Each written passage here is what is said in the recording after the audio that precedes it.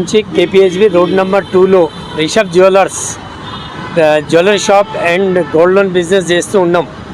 రీసెంట్గా ఒక last 3 years నుంచి హోల్సేల్ బిజినెస్ కూడా స్టార్ట్ చేసినాం.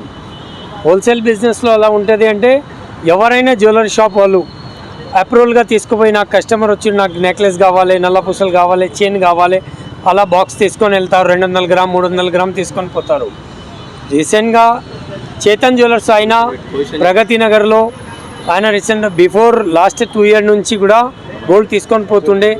ఆయన కూడా రాజస్థాన్ ఊరు కూడా తెలుసా అని మేము ఆయనకి నమ్మినాం. ఆయన రిషబ్ జ్యువెలర్స్లో 8 తారీఖు 8/4కి వచ్చి 200 చేంజ్ గ్రామ్ 26 తులాల వరకు బంగారం తీసుకుపోయి కస్టమర్ ఉన్నారు. వాళ్ళకి సెలెక్షన్ అయిన తర్వాత రీసెంట్ మళ్ళీ తెచ్చి ఇస్తా అని చెప్పిండు. దాని తర్వాత అన్నాడు అన్న ఇప్పుడు ఇంకా కాలే, మళ్ళీ 10 తారీఖు వచ్చి మళ్ళీ 24 తులాలు మళ్ళీ తీసుకుపోయారు బాక్సు.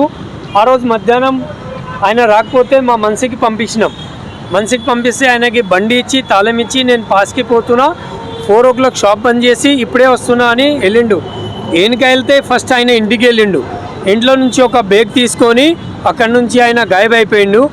అలానే హోల్సేల్లో జ్యోతి జ్యువెలర్స్ IDPL వాళ్ళకి దగ్గర ఒక 1 crore వరకు గోల్డ్ ఆయన అప్రూవల్ తీసుకొని ఒక లాస్ట్ 3 years నుంచి ప్రతిసారి తీసుకుంటాడు. గోల్డ్ 100 గ్రామ్ తీసుకుంటే 80 గ్రామ్ ఇస్తాడు, 20 గ్రామ్ బ్యాలెన్స్ పెడతాడు.